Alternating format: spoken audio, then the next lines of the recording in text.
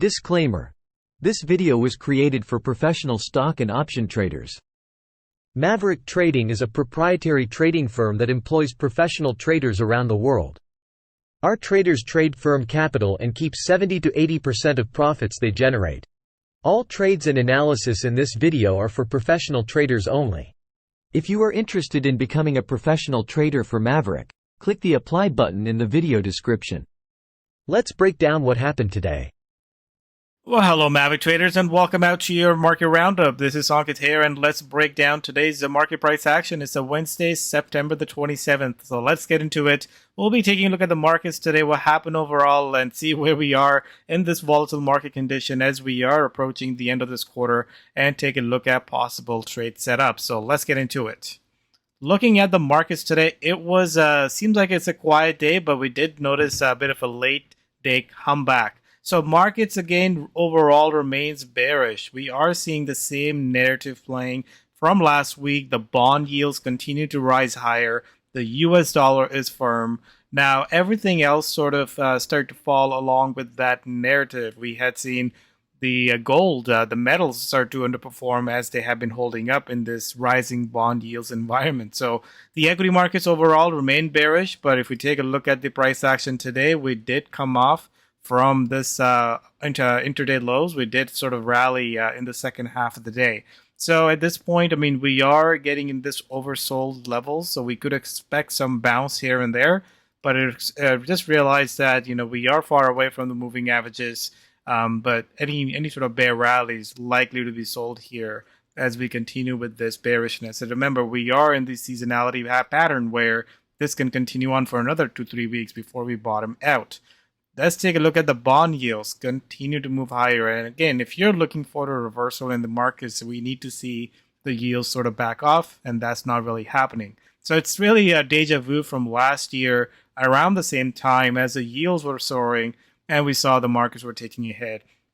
And everything sort of reversed when we had the bond yields pull back and the equity markets sort of rose after that. So let's see what happens and how long it takes. But right now, that's the story that's playing out. If we take a look at the numbers today, the advanced decline line overall 50-50 was not a extra bullish or a bearish day, but realize that the below the moving average, the 50 moving average, is still at 50% and only 20% are above that. So numbers look pretty bearish. Now, looking at the sector heat map today, as you can see, it was a mix, sort of a bad across the board. Some big names were weak and some big names were sort of strong. NVIDIA was strong, Google was strong, but then we had Apple being weak and Microsoft being weak. But overall, again, it's a mixed bag.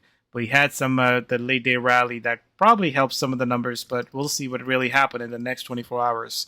Our outlook remains at -2, and again, overall, the chart is pointing out to the downside. One thing to note is that we are now approaching at the end of the month and the end of the quarter. So maybe there's some selling ahead of that end of the quarter, and maybe we'll see some sort of different narrative next week. So that is something we got to pay attention to as far as the rotation goes. Now, looking at the potential trades, you know, definitely there's more bearish trades out there than the bullish trades. But there's a couple of ones that I like here. Again, I don't really have a neutral trades here. This is where you really got to pick the direction, as we are getting more directional moves in the markets. The USO remains on the bullish side, and on the other hand, we'll take a look at some of the potential bearish setups. So let's just start with the USO or Synovus Energy. They probably looks the same. We are seeing a nice little bull pullback, and we are back at the resistance. So this is where I like to play this sort of on the upper side here. Again, depending on the direction you're looking at, you can either do a diagonal or a vertical spread, depending how long you want to give your trade for. But again, right now we are seeing a lot of bullishness in the energy markets, and it's not really slowing down. So it's better to be just in line with this sort of party going on until we see a change.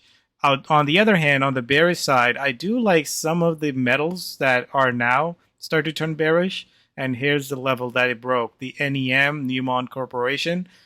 This thing again now breaking below the support on a nice little heavy volume. You can see the volume is was much higher or much larger than what we have seen in the past. So again, liking this breakdown on a higher volume. I like this on a further downside, especially if the metals has a lot of sort of downside risk here because they have kind of held in just along with the markets. They've held in really well, but now they're playing a catch-up trade here. Lastly, I got Shopify. You can see a nice little rally that took place, and here we are back at the support. So at this point, I like to play this on the bearish side. Again, depending on how fast you want this to be, you can decide the strategy you want to choose. But overall, I do like this a slow moving down. I mean, I would rather buy some time here and just get right direction right here. So I like this further down towards maybe 48 down to a 44. And outside of that, there's definitely other areas that we can look for some bearish setups, like the Carnival Cruises or Royal Caribbean. They had a beautiful sort of year so far, and maybe they'll give up some of the gains there. Slowly turning bearish. But the big question is the timing for it. So the markets looks oversold, and we expect bear rallies. But again, those bear rallies likely to be sold. I'm not really jumping in the markets right now as we switch over from this month to October and to the new quarter. I will be paying close attention to economic numbers, especially on Friday. We get the PCE price index number. But outside of that, not a whole lot of events this week. We have Nike earnings coming up in the next 24 hours, but outside of that, seems like the same story playing out. So pay attention to the markets. Pick your timing. Again, this is the seasonality pattern that is the most bearish time of the year in the markets. Let's get past through that and see how long this linger in the markets. And depending on that, we'll see if this will be a buying opportunity or do we get a further pain in the markets in the coming months. Thanks everyone for joining. We'll see you in the next update. Cheers.